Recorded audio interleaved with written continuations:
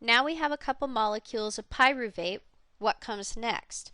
Well, now we need to shuttle those two molecules of pyruvate into the mitochondrion, and there we are going to engage in a series or a cycle of reactions that is a repeating cycle called the Krebs cycle. So let's go ahead and take a look at what happens here. The Krebs cycle is also called the Citric Acid Cycle in some textbooks, just so you know. It's a process or a series of enzymatic events that happens in the mitochondrial matrix. And to remind you again where the mitochondrial matrix is, if you look at a mitochondrion, you will remember that mitochondria have an outer membrane, they have an inner membrane, and that inside of that inner membrane is a fluid-filled region we call the matrix. That is where the Krebs cycle occurs.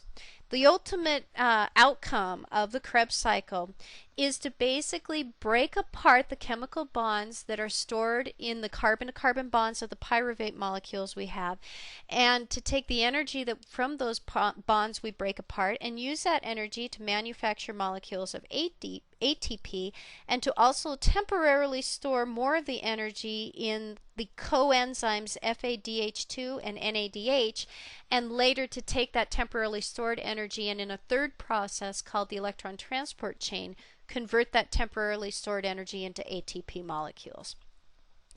This whole Krebs cycle is really nothing more than a sequence of redox reactions, reduction oxidation reactions. And because we're involving a whole series of enzymes in a pathway, a predetermined pathway, this fits the definition of a metabolic pathway as we discussed in last week's lecture.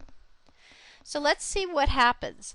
The first thing that we need to do is, once we have gotten the pyruvate molecules into the matrix of the mitochondrion, we have to make a slight adjustment to the pyruvate molecules to get them ready to enter the citric acid cycle. To do that, we're going to take our two molecules of pyruvate, here they are, and remember they are indeed 3-carbon sugars. We're going to attach another molecule to them called CoA. And by attaching two molecules of CoA to our two pyruvate molecules, we're forming bonds here, and when we form a chemical bond, that takes a little bit of energy. So we're going to end up we're going to end up creating or reducing two molecules of NADH here in the process. Once we have that CoA attached on here, you will notice we traded out one of these carbon molecules here for the CoA, and so now we've released carbon dioxide, two molecules of carbon dioxide. This is the first point in the cellular respiration mechanism where we actually create carbon dioxide. You will remember the definition of cellular respiration is the consumption of oxygen molecules and the production of carbon dioxide molecules. Well, here's our first two carbon dioxide molecules that we've manufactured. Now, we've made two carbon dioxide molecules. We've also made a new molecule here. Used to be, we called it two pyruvate molecules. Now we're going to call it two acetyl-CoA molecules. And I'm sorry, in your notes I put an E on the end of acetyl that shouldn't have been there. So please mark that out. Acetyl-CoA. So we're taking, in the preparatory step, we're starting with pyruvate, two molecules of pyruvate. We're going to convert them into two molecules of acetyl-CoA, and we're going to give off two molecules of carbon dioxide. Now that we have acetyl-CoA, the acetyl-CoA molecule can enter into the citric acid cycle, and we can start to see something occur here. So let's take a look at this. Here's my molecule of acetyl-CoA. And that acetyl-CoA consists of two carbon atoms and a CoA molecule. And oddly enough, one of the first things that happens is that the acetyl part of acetyl-CoA actually enters into the cycle. That's the two carbon part, and the CoA is lost off again. It was just used as a shuttling mechanism in a way to get this molecule into the citric acid cycle. And that acetyl group, that two carbon group, is going to combine with something called oxaloacetate, which is a 4-carbon sugar.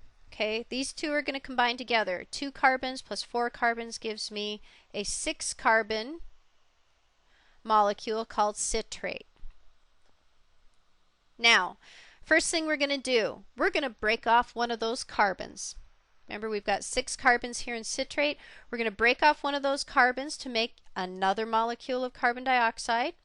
And in the process of breaking apart that chemical bond, we are going to take the energy released from it and temporarily store it in a molecule of NADH. So in other words, we're taking NAD plus and we're reducing it to NADH.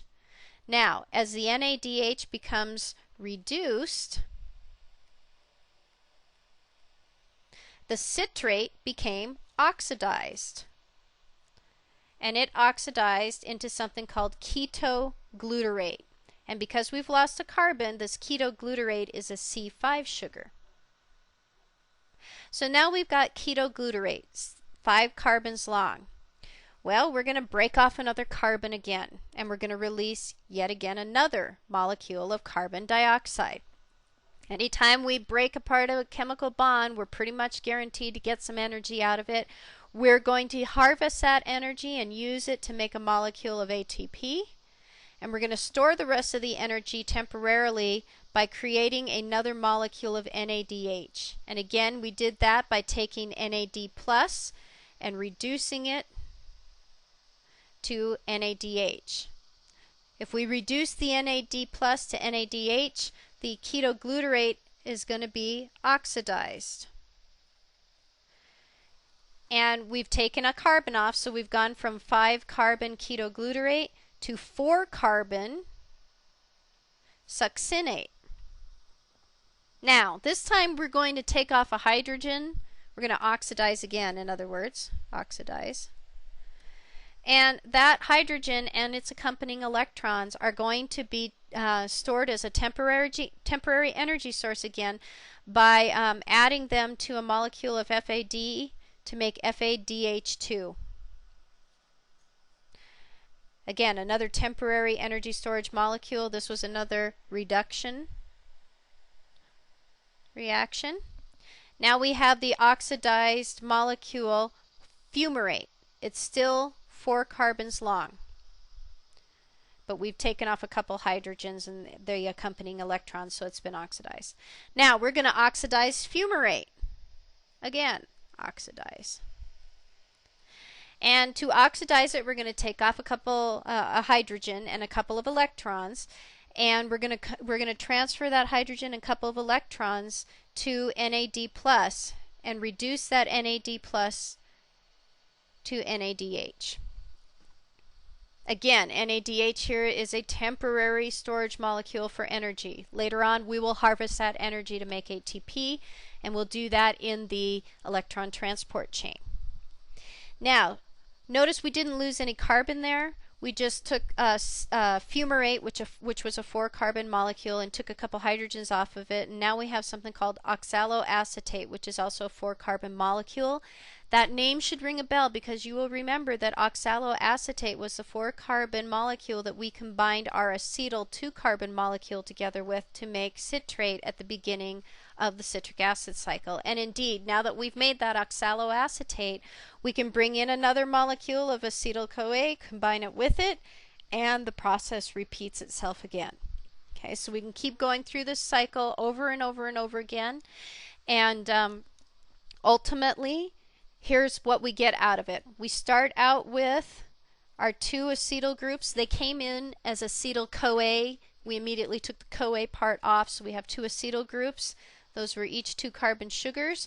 We added them to the oxaloacetate, the 4 carbon group. We put it through the citric acid cycle, and out the other side, we ended up putting out 4 carbon dioxide molecules.